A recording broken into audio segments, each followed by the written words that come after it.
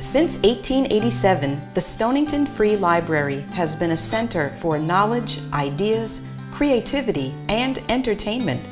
It is a comfortable and welcoming community space for the town of Stonington, Connecticut, where all ages can explore, discover, gather, and learn within a building of distinctive and unique architecture. This video program is an evolution to expand the offerings of the library to share directly in your home or organization. Welcome to the Sunday evening lecture series made available to you by the Stonington Free Library.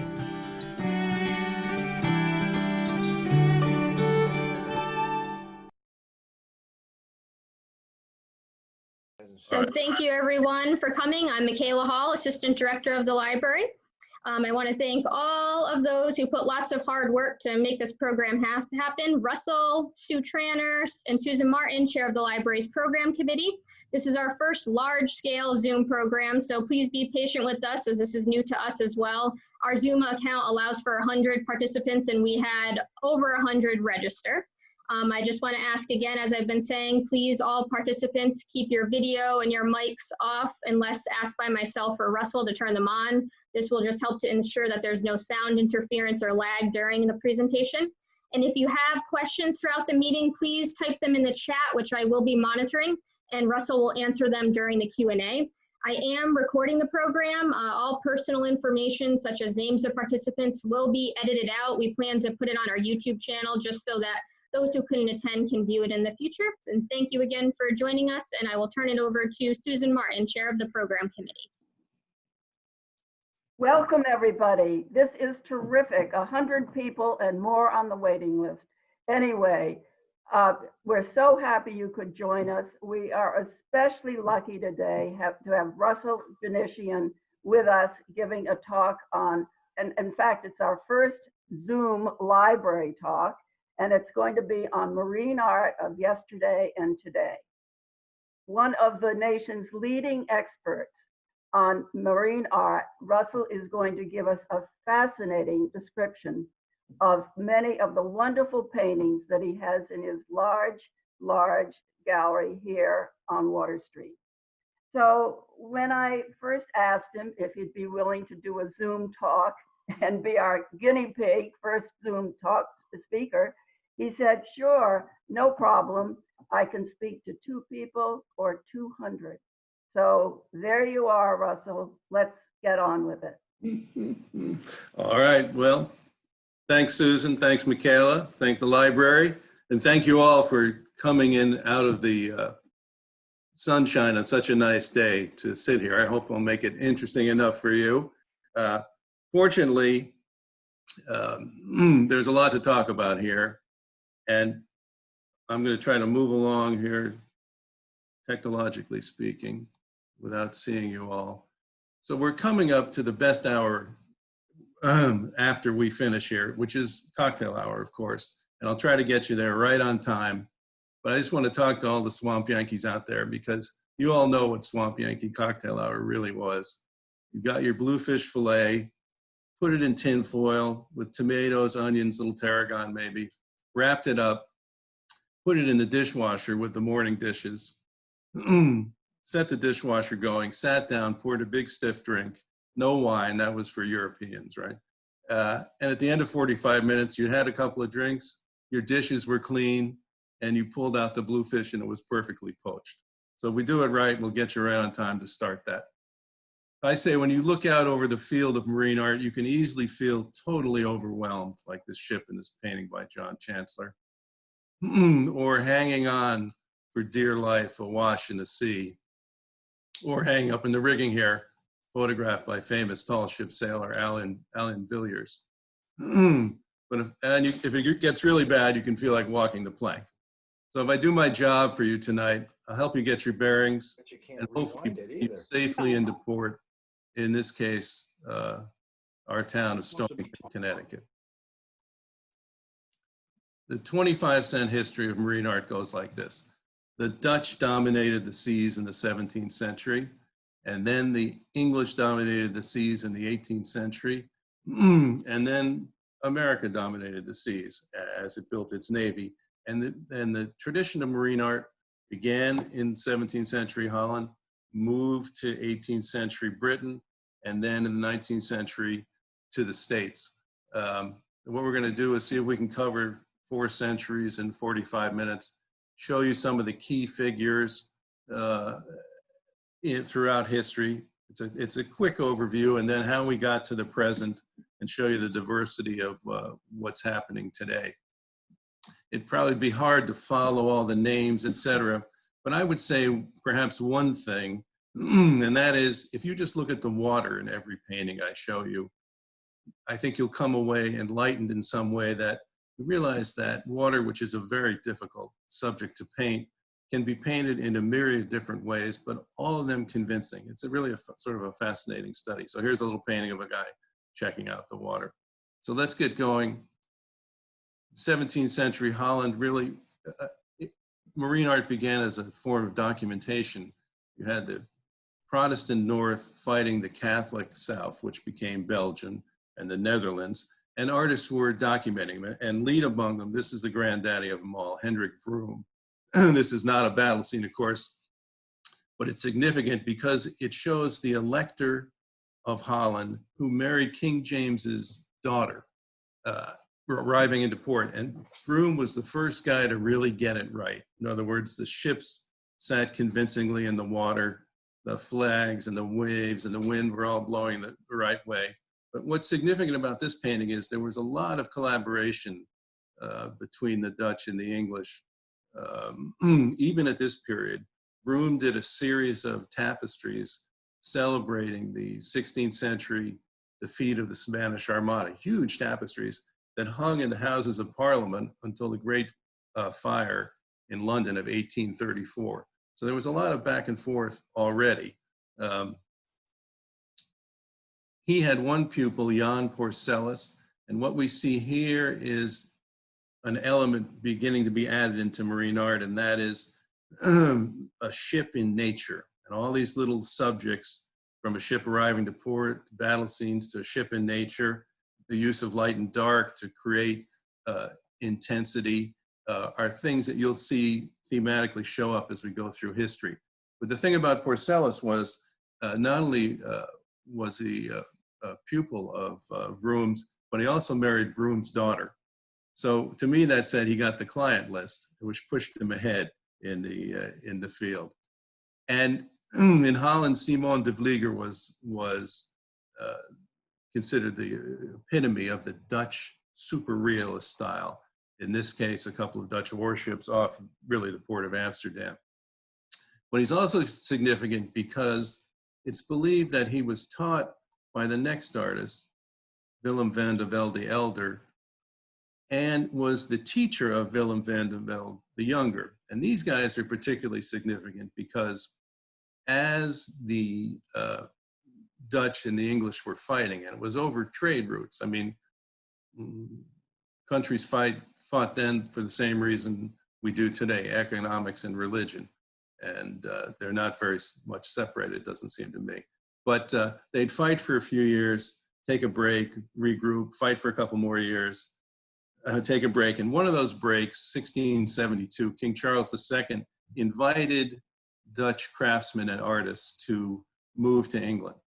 And I'm not sure that anybody really knows why he did that, either to enrich English culture or decimate Dutch culture.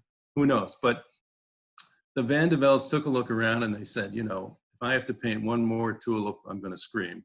So we're out of here. And they went to work for Charles. And Van de Velde the Elder epitomized a certain kind of marine artist, and that is the son of a ship captain. He came from the sea. He wasn't necessarily an artist who learned his craft and then began to paint marine subjects. Quite the opposite, actually. And so Charles sent him out to document these battles that were going on between England and Holland and France also. And Van de Velde the Elder made thousands of these drawings. And for many of these ships, these are the only visual representation we have for a lot of these ships. So they're documentary pieces of evidence too. his son, he painted, but then his son would often take his old man's drawings, and he went out with the fleet, ducking, when cannonballs flew over his head, and made these drawings on the spot. And so his son would take them and make much more sophisticated paintings in that high Dutch realist style, but now living in England in the court of King Charles.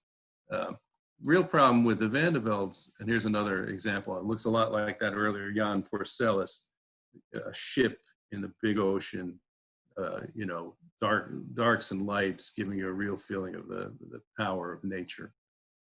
The problem with the Van de Veldes was they never learned to speak English. So they never had any direct pupils. And here's a Dutch yacht. I mean, most people consider that the Dutch were the first to build boats for pleasure. Royalty was. And the word yacht itself comes from a Dutch word. But there was an artist in England named Peter Monami, who was actually a sign painter. And I could see him tooling down the Bond Street one day and seeing a little Van de Velde painting in the window saying, blimey, I can do that. So he started painting, and very reminiscent of a couple of the earlier paintings we've seen with the ship in nature, et cetera. This is actually another royal yacht, but also adding the element, because he was in England, of coastal paintings, not just ships in the open ocean anymore. And that coastal nature of life in and around the coast is a big subject in marine art. And there were a couple of other artists that were significant, Brookings and Dominic Serres, certain guys. But this fella, Samuel Scott, was considered the Dutch Van de Velde. The English Van de Velde. Sorry about that. It really took that style as an Englishman to its highest point. And at the same time in England, Thomas Buttersworth Sr. was painting mostly battle scenes like this, or ships in the open ocean. And it was interesting that his work was getting quite well known in the Americas through engravings of paintings, not the actual paintings themselves. But his son or grandson, nobody's really quite sure still,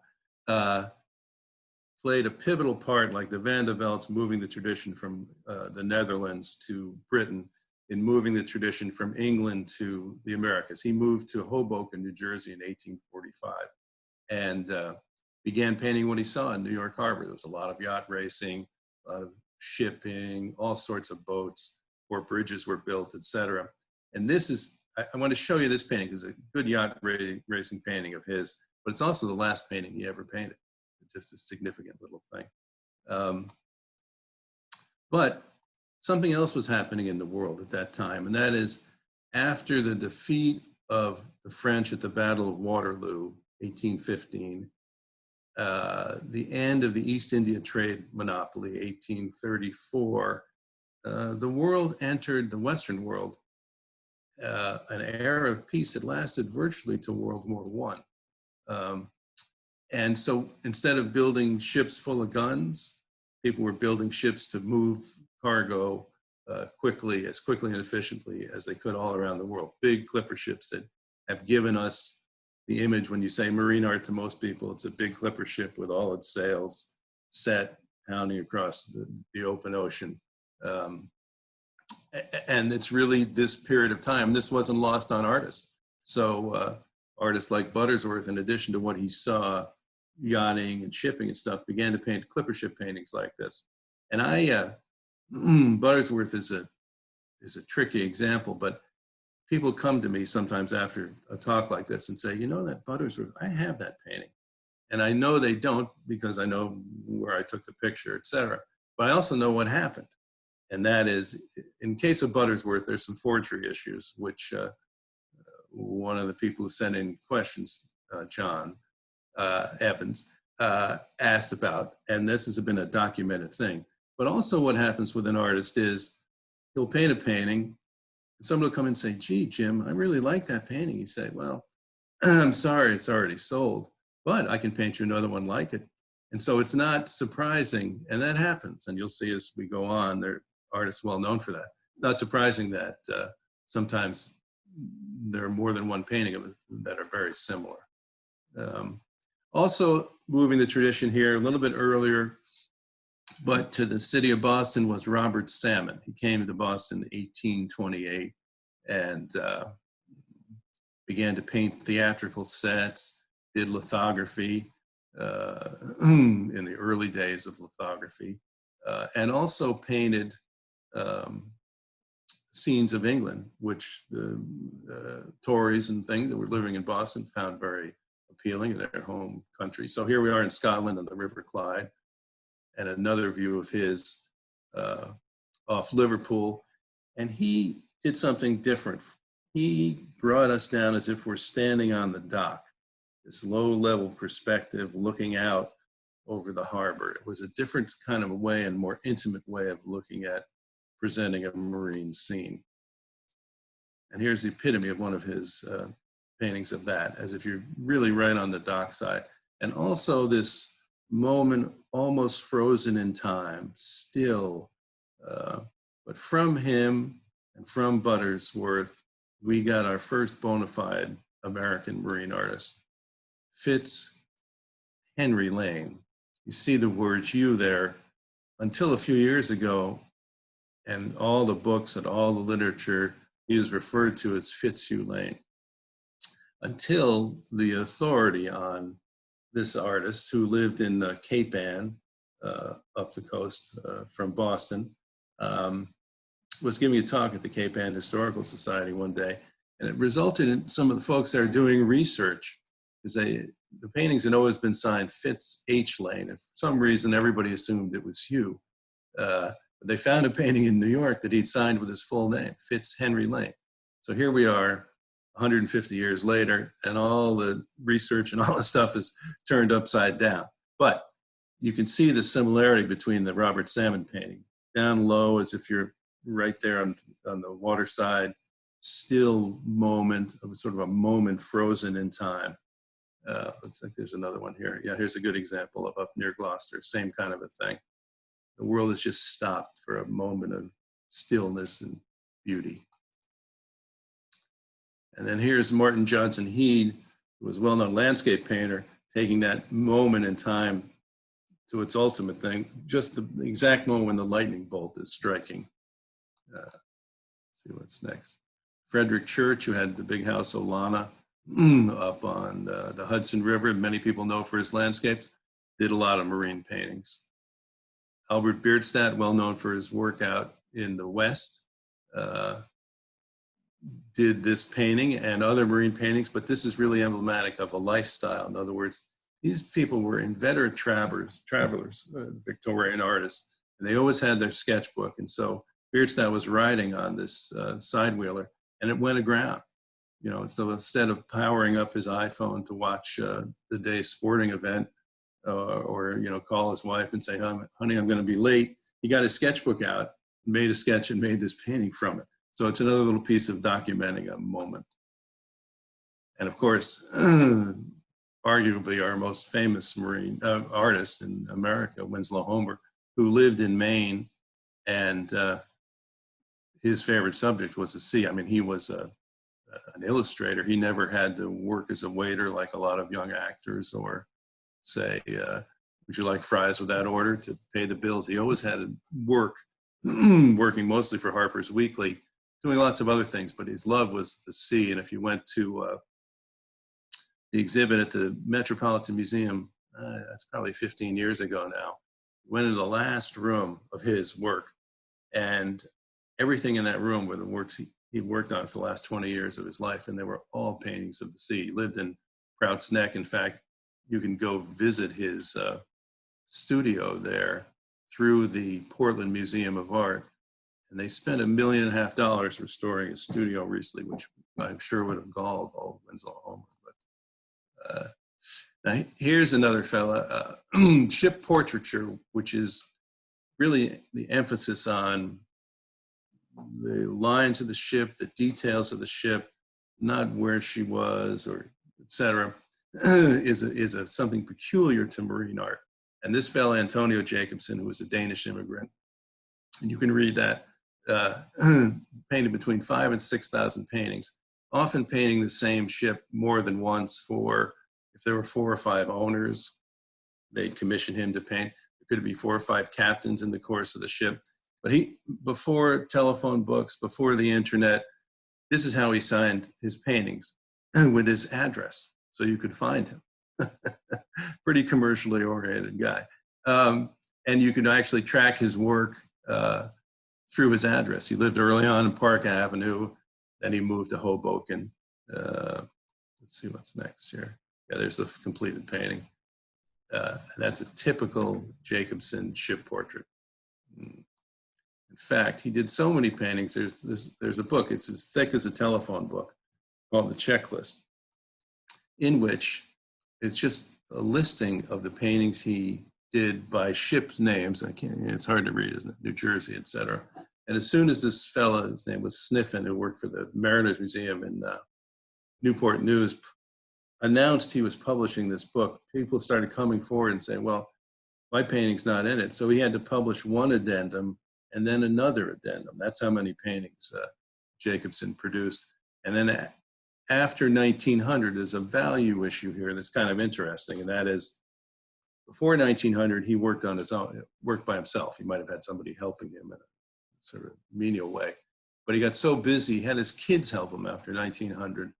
And the work looks quite different often, but not always, depending on who painted what part of it.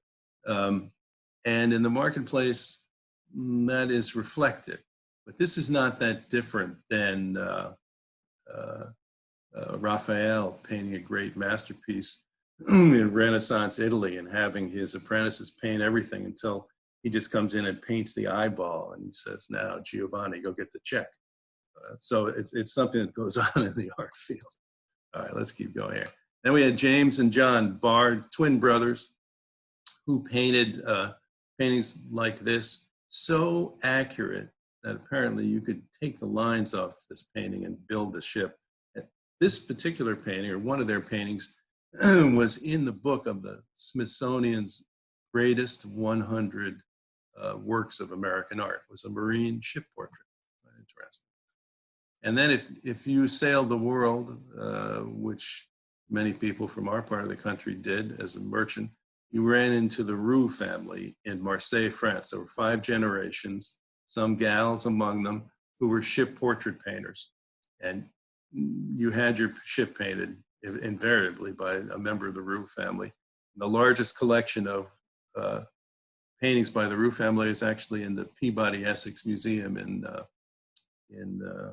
Salem, Massachusetts, not in France. Frederick Cousins, okay. Lived on Staten Island. He's the fellow who did all the 27 prints of American yachts that you see in so many yacht clubs, mostly watercolors. So that's the traditional path of marine art. We've added in a few other things, and then I add in a few more to help us arrive at the variety of work that's being done today. Albert Pinkham Ryder, the Flying Dutchman, you can see the guy's barely in there. Edward Hopper, the guy who gave us the paintings that have caught some attention recently, the Nighthawks, the people sitting in the cafes alone, like everybody feels. But he lived on Cape Cod and did a number of marine paintings. We think he designed this boat, actually. Joseph Turner, some of you went over to the seaport, and maybe many, to see those great watercolors, but his favorite subject was the sea, and said for this painting, they were crossing the channel and a big storm came up. So he said to the sailors, I said, we're going below. And he said, no, you tie me to the mast. And then you're a crazy artist, but they did. And they went below, because he wanted to see what it was like and feel what it was like to be in the middle of the storm. And they came back up and untied him, and he went home and made this painting. It didn't show you what a storm was. It makes you feel like you're in the middle of a maelstrom. Claude Monet, marine painting, absolutely. Known for lots of stuff, but marine subject matter. George Seurat, the guy, the pointillist, and all those little dots. So I fold all this in to how we got today. Renoir, you know, gentle little riverside scene, all part of the marine subject matter today. Eugene Boudin, this little sloop going out of the cut, scene at the beach. We don't dress like that too much anymore, but yes, part of the marine art scene. And then for the first 70 years of the 20th century, if you wanted contemporary, traditional marine painting, this was your man, Brit Montague Dawson. This is the classic clipper ship painting. But interestingly, he fell right into the tradition of the beginnings of marine art because he was documenting battles in World War I and World War II, naval battles as an official artist for the British Navy. So that element still carries on today. So we've made our way from the Netherlands through Britain to the States, and now we're pushing up into the 20th century. And really what you'll see over the next few minutes is there's the widest and deepest and most varied pool of marine art out there today than at any other time in history, which is pretty astonishing, but it's true. And you'll see. So we're going to quickly skim, I guess, some of the key people and what makes their work distinctive. So this fellow goes up to, John Atwater goes up to Christmas Cove every year. And some of you know where that is, in South Bristol, Maine, and sketches and photographs. Then he goes back and spends his winter painting paintings. But what's interesting about this, if you remember the Dutch paintings from the 17th century, you would never see paintings with these colors in the 17th century. So we've already made some changes. And here are the couple of lobster guys up in South Bristol, right near the swing bridge there, if you know it.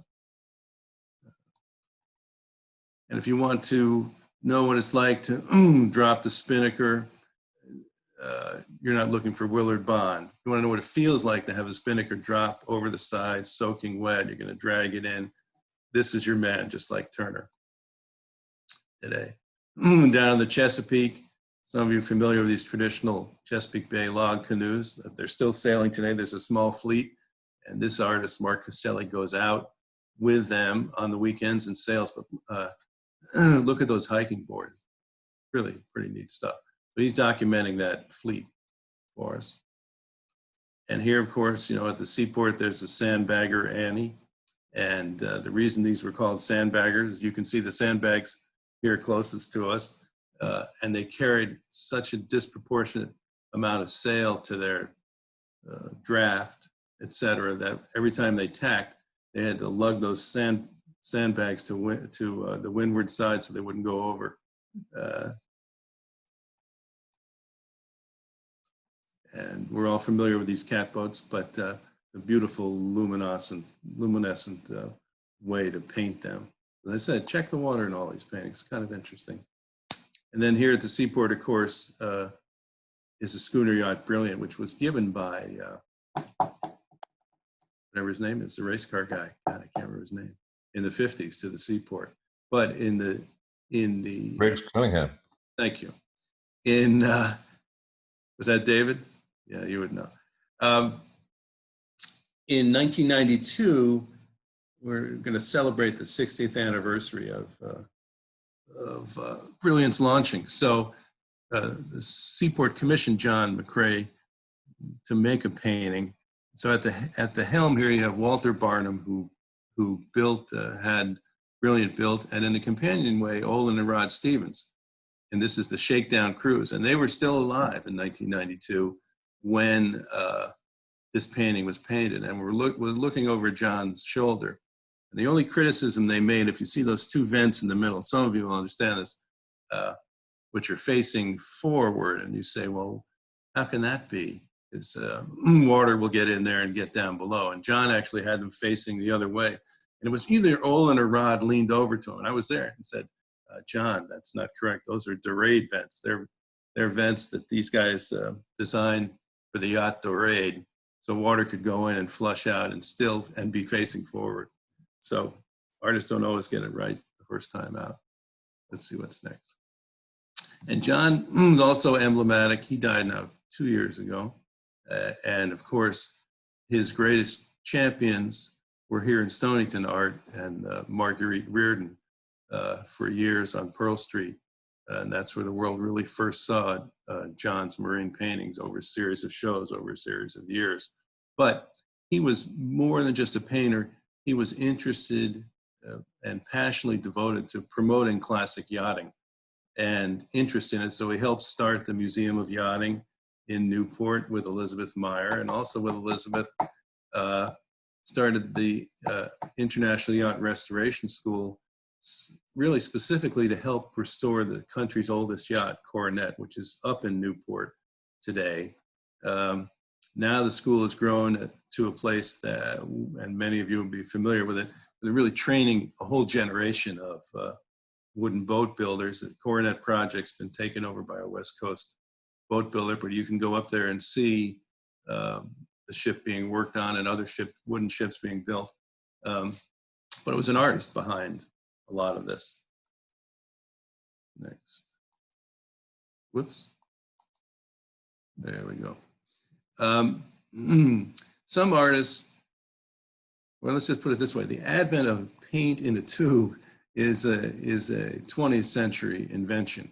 Prior to that, artists would actually take the pigments, and in the old days, you'd have an apprentice crush. You know, their job was to crush lapis lazuli for a year to crush it into pigment form. Then you'd mix it with a medium oil or whatever you're going to use. There's an artist still today, Peter Argamot, who gets up every day and says, what colors am I going to use? How much am I going to use? And still makes his own paint. It gives his painting a totally different feeling, an older kind of a feel. Here we are in New York Yacht Club cruise off Bear Mountain Light. And it's not just painting. The field is really branched out. And here's, I mean, I say a ship modeler like this, Rob Napier, who takes care of the ship models for the New York Yacht Club, let's say Boston Museum of Fine Arts. But when he makes a model like this, he starts with a tree and a set of plans. And he'll make every turnbuckle. If it's metal, he'll cast it.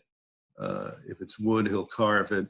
And using a variety of woods, everything perfectly to scale and detailed. And we look at these makers as artists, not just mere craftsmen. Now we take a look at a few different paintings of the same subject. In this case, the yacht America, as she left New York City to sail over to contest for the 100 Guinea Cup, now known as the America's Cup because she won it. So we'll see how a number of different artists treat the same subject matter. Here's Tom Hoyne. You can see, same ship. It's one of the mysteries of art. 10 artists can paint the same subject, even the same person.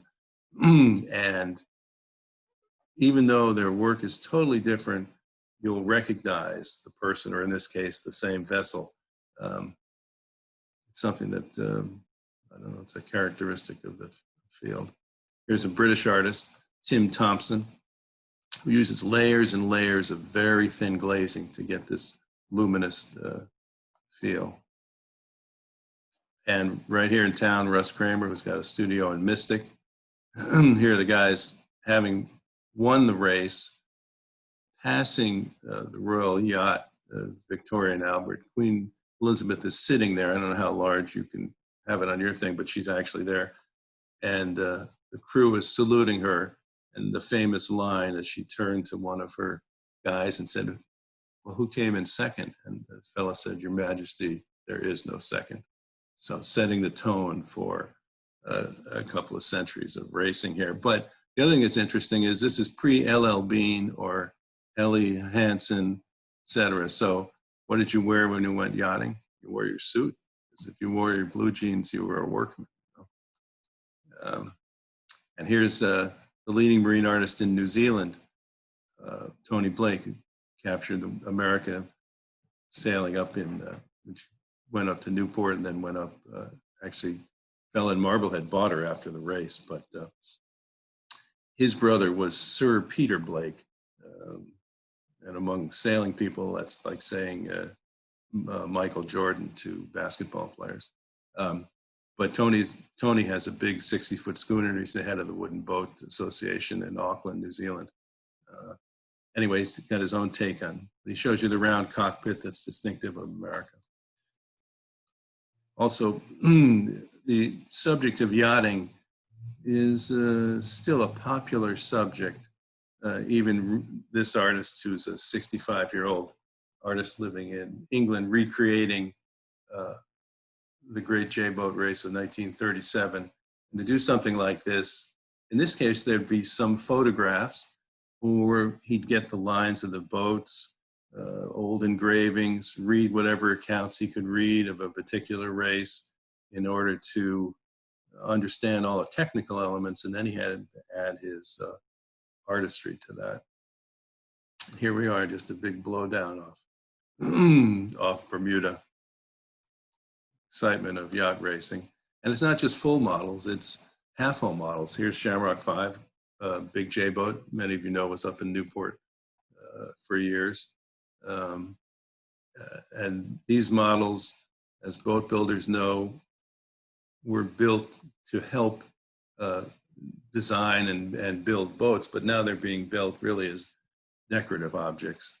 And I'm sure here at Stonington Harbor Yacht Club, there are half models of people's boats on the wall. And there's a half model of a catamaran. I don't know what you call that, a quarter model, but anyway.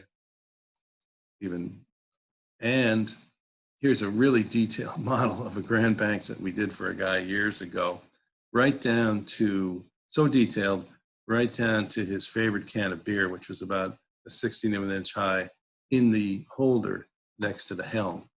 But these are extraordinary artists, really. And if you want to know what it feels like to be up in the rigging in a big J-boat, Russ Kramer could be your man, way, way high up. I mean, the mainsail of a big J-boat is, I have 3 or 4 times the size of the mainsail of a 12-meter. Just enormous boats. And here's a famous yacht, Finisterre, bang your way, probably towards Bermuda, designed by a guy named Carlton Mitchell, well-known yachtsman who wanted to prove that that the centerboard yacht could take on all these keel boys, and he did for years. And anyway, Russ's Cotter, nose in, pretty exciting, dramatic feeling of a ship, a yacht at sea. And here is one of the great, and there are 2 artists painting the same race, one of the great transatlantic races ever, 1866. 3 guys are sitting in the Union Club in New York. Osgood, Lorillard, and James Gordon Bennett, the son of the Herald Tribune, and bragging about how fast their 90-foot or thereabout schooners were. And they got pretty liquored up, I guess. And so before the night was over, they'd agreed to race. And where do you want to race? To Newport? Nah, it's nothing. Let's race to England. Okay. When do you want to do it? I don't care. December. Okay. So December 13th, I think it was, they left New York. Great fanfare. Henrietta, Fleetwing, and Vesta. Henrietta was James Gordon Bennett's boats. And because that his family owned the New York Herald Tribune, it was covered in the paper like nobody's business. When you read the 19th century accounts of sporting events, they're so thorough and long, and it's no television, no radio, etc.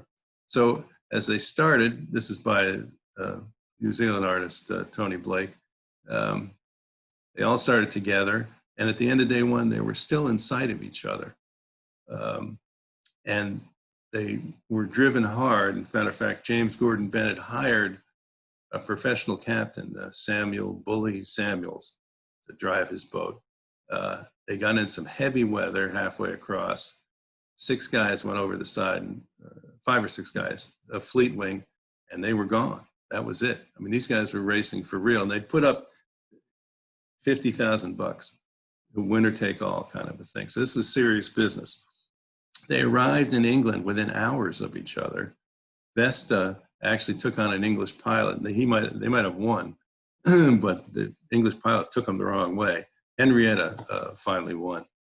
Let's see if we have another picture of it. No, all right. Anyway, kind of a cool documentation of that race. So I thought you might find it interesting. Just like there's certain people who have a lot of projects going all the time, there's certain artists who are like that too. So if you walk into this young artist, Don Demers, not so young anymore, I guess, house, this sketch was about the size of half a postcard. He's got 50 of these up on his refrigerator or bulletin board. He's always looking at ideas, thinking about ideas. So in this case, you know, it's a pilot ship, it's a pilot boat approaching a big clipper. And he has this idea in his head, and someday he'll get to it. So here we are. The first step is to make that pencil sketch. The next step is to make a color sketch, in this case in watercolor, to get the tones and make sure it's the way he wants it. And the final version, he actually decided to change it quite different, to make it quite different. But it's the process of getting to that point I thought you might find interesting. And as many of you know, these pilot boats went as far offshore as 200 miles, because whoever got out there first got the job. And, you know, they'd get their friends drunk in the other pilot boats or mess up their lines on the dock so they couldn't get out as quickly. But the pilot boat, of course, was really the prototype for many yacht designs and needed to get places quickly and in big weather like this. Let's see what else we got. All right. And fishing is also a subject. In this case, working a mackerel school. If you look up on top of the yards of the schooners in the distance, you'll see guys up there, and they're looking for mackerel schools. These days, they do it with an airplane. And then they'll lay out the net that's in this dory, you know, a mile long, and pull them all in by hand. But this is a very dramatic composition, that oar coming straight into the picture. And this is how an artist would look at it.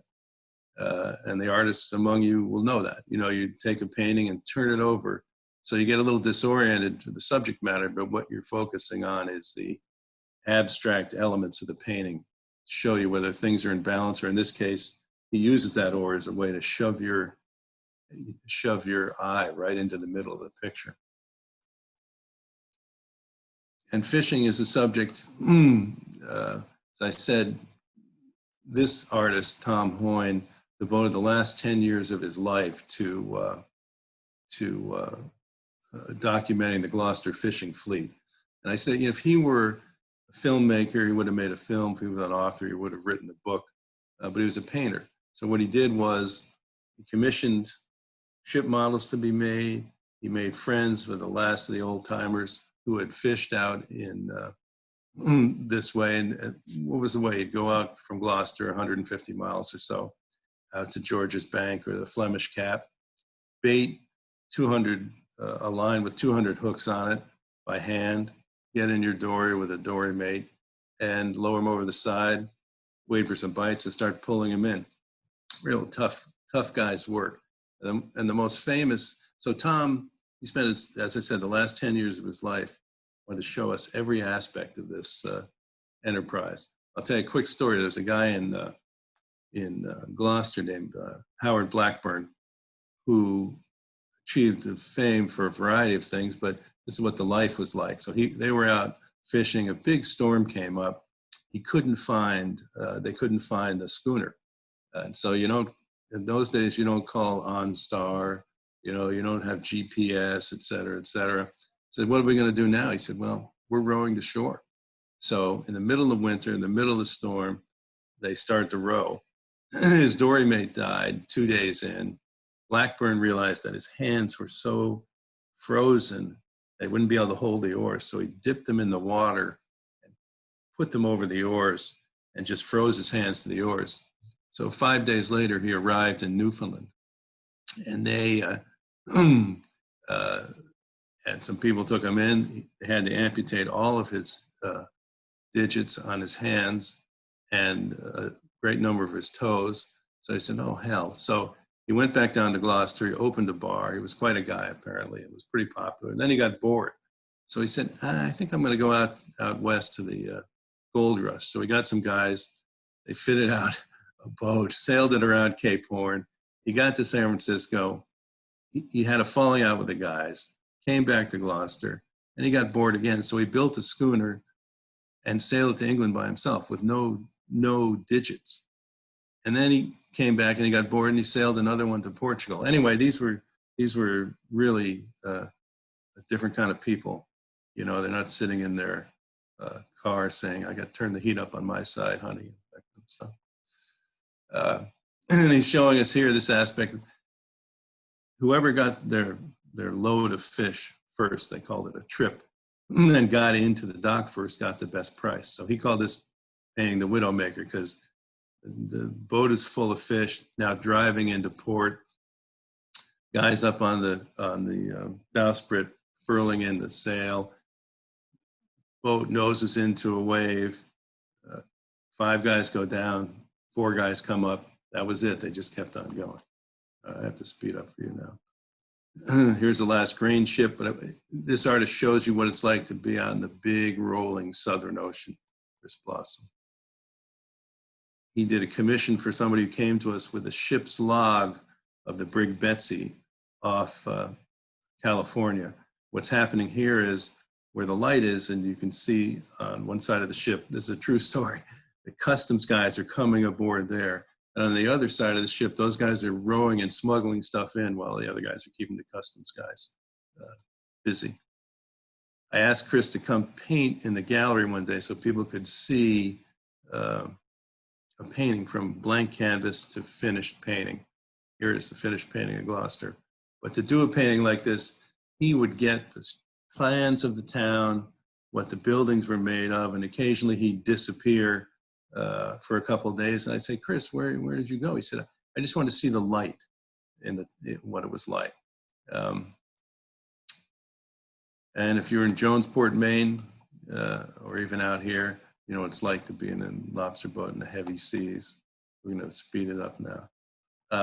Some artists do really detailed pencil sketches, unlike the sketch you saw earlier from Don Demers, and actually exact same size as the original painting. So there's no design elements left. It's all done, and the rest is color work. And there's wildlife as part of marine art. This cool bronze of a black skimmer feeding, or these emperor penguins, or Bob Lagasse. Many of you would have seen him at the old Mystic Carver shows years ago, carving in Honduras mahogany. And one of the largest cast bronzes. Look how big it is. It's off the Hard Rock Cafe. It's where the cruise ships come in Fort Lauderdale. The artist Ken Olberg was a fascinating guy, but a Swedish Navy SEAL. He hand carved these fish out of clay, or manufactured them out of clay, 9,000 pounds of clay, then they were cast into bronze. And fish underwater, another subject. All this is part of the marine art scene. This artist, Randy Puckett, has concentrated on sculptures of whales, but more than that, research, supporting research. When you go into the Monterey Bay Aquarium and look up to the ceiling, there are 2 huge gray whales.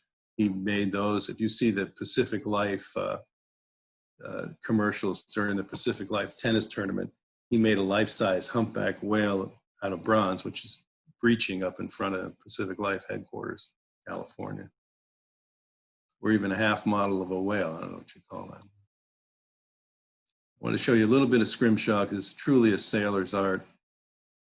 And that is, when the guys were sailing, most of them were illiterate. There wasn't any TV to watch, any of that kind of stuff. So they take one day of the week when they had a day off, and take the only piece of a whale that didn't have any commercial value, and that's a tooth, which I actually happen to have one from a Finnish ancestor right here. And this is fossilized ivory. The one on the right is a whale tooth, and the one on the left is fossilized ivory. But I asked our friend Bob Weiss to show us how he makes a piece. So here's a equipment he uses, from a jeweler's magnifying glass to a jeweler's vise, X-Acto knives, needles, etc., ink. We make a little drawing on a piece of transfer paper and transfer it onto the, very faintly onto the piece of ivory. And it's design, you make a design to fit the shape of the piece of ivory. And then take his X-Acto knife or needle and incise the lines around it so that he's cut into the ivory. Then what he's doing in picture 4 is rubbing ink, and where he's cut into the ivory, it goes into the ivory and stays, and it'll rub off the excess ink, and he'll keep doing that over and over and over again. And the shadows and shading in the final piece are just a series of literally hundreds, if not thousands, of dots that he dots into the ivory and then rubs the ink and keeps rubbing it off. Unlike the whalers, Bob went to Pratt. He's a trained artist. So he made a choice as to spend his career doing scrimshaw. I show you this because while the American whalers would go out, like Charles W. Morgan, for 2 or 3 years at a time, Japanese whalers like to sight the whales from shore, get in their boat, go out, harpoon them, and be back in time for sushi, right? So, and this is the kind of boat they would go whaling in. And I show you this because even boats like this are being painted, or in this case, modeled, for us to have preserved, really. As I said, a guy like Chris would find a set of plans to help do a painting of Gloucester. Well, this artist takes it one step further. He wanted to show the Constitution when she was launched. And so he went down on an October day, verified the weather, but he got the plans of the shipyard, and before he even started, made that model you see down on the lower right, everything to scale, so he could put everything exactly right in perspective. I'm going to speed up now. So here we are back to that moment, exact moment in time that we saw earlier with Martin Johnson Head, sort of a spooky painting, but with the lightning bolt coming down. And military paintings are still a part of the scene today. Here's the Missouri on a midshipman cruise in August of 1953, and she would have been configured differently in October. So the guys who paint these paintings have a tremendous amount of knowledge. And here's one of the Great White Fleet in Yangtze. Another way of using watercolor, quite a bit different. And the Yorktown, which is now a museum in Charleston, South Carolina. And this guy, Tom Freeman, was a big favorite of Ronald Reagan, George Bush's. These paintings hang all over the West Wing. They love the drama and power of his work. And here's a great story of HMS Pickle. This artist, Jeff Hunt, is well known because he did the covers for all the American edition of the Patrick O'Brian novels. But he wanted to do a painting, a little side painting from the Battle of Trafalgar, and that is when Lord Nelson was killed on the Victory. But the English won the battle. They wanted to get the word back to England as quickly as possible. And none of those big frigates could sail up into the wind or up to the wind. So they chose this little topsail schooner and said, you got to get back there as quickly as you can and let people know we've won the battle, but our hero is dead. And so captain, whose name I can't remember now, drove this ship hard, landed in Cornwall, got on a stagecoach 300 miles to get into the Admiralty at 1 o'clock to announce that Nelson had been killed. And they still, in the Royal Navy, there's still an HMS Pickle night dinner every year. Cool painting, though. And this fellow, Patrick O'Brian, has spent his career, among other things, documenting great sea battles. So all this is still going on today. Bob Sticker giving you a look as if you were really in the water in the middle of this battle at a particular moment. And riverboats, another part of marine art, all life in, on, and around the water. And this was the sinking of the Pendleton that was made into the movie The Finest Hours, where the big freighter broke in half in the 50s off Cape Cod. 30 guys were on the stern, stuck alive. 4 guys went out in the lifeboat, and the fellow who painted this, Marek Sarba, sailed on salvage tugs for years in exactly this kind of situation. He tracked down one of the only surviving Coast Guardsmen who went out and talked to him for hours about what happened actually, what it was like out there, and was able to make this painting very accurately too. And there's still artists painting today or at this time that look like 18th century paintings. That's just another part of what's going on. So you're everywhere from first painting we saw that was bright and colorful to these very subtle, luminous paintings. And John Stobart, who many of you know, as an Englishman, took an Englishman, but he came to the States. I can't tell you the whole story, but came to the States and decided he wanted to show us, let's see what's next. Yeah, what our harbors were like. And he ended up doing this for harbors all around the world in the late 19th century. And really, he's well known through his prints and videos and books. So here's Greenwich, where Coscob, Route 95 goes right over the spot now, but at that time was a farming community, and people brought produce down to the riverside and put them on schooners and sailed them up and down the coast. Somebody wrote a question in, how old is John? What's he up to? I talked to him the other day. He's now 92. He's still painting. He's working on a big painting of New York, not as quickly as he has in the past. In fact, I think we have Annapolis. Yeah, he had to get a helicopter to get this view of Annapolis.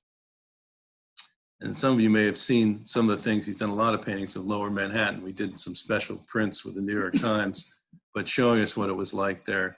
In any town that you have to walk under bowsprits to get somewhere, you figure that's a pretty good place to live. And here, we're almost done here. So here's the only known plan of New Amsterdam when it ended at Wall Street, basically, and the rest of the island of Manhattan was.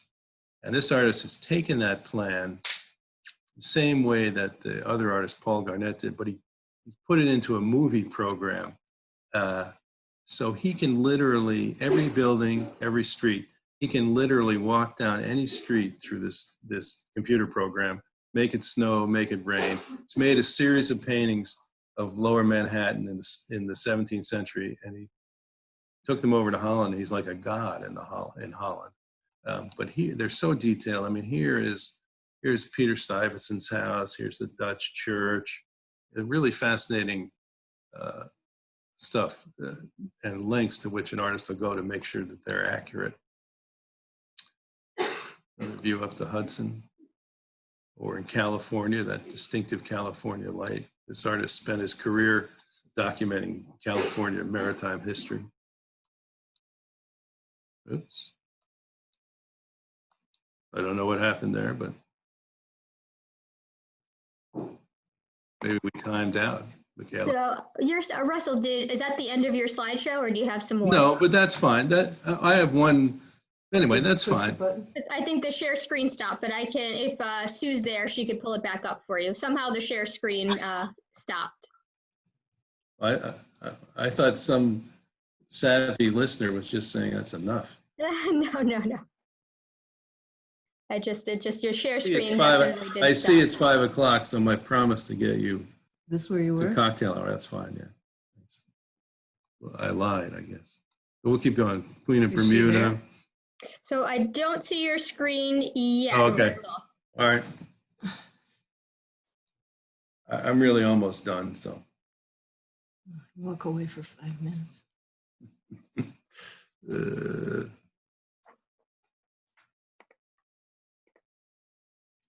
Hi. And that's Sue, everyone, helping Russell. Thank you so much. Not very well, you can apparently. see us, eh? Oh, I see. Well, the heck with it, you know. This has been fantastic. You've already started drinking, obviously. I only have a few more things to show you. But. There we go. It's popping back up again. Man. It's gone on a little bit longer. Okay. Old You're Jerry good. Levy. It's working again. Okay. This is a guy who retired as a diesel submarine commander, lived here in New London, and was a Brooklyn boy, so I ended up painting a lot of paintings of Brooklyn. Let's see here. And some of you may have gone to Bermuda on the Queen of Bermuda. But anyway, liners are another subject. The ferry boats we just saw. I must show you this.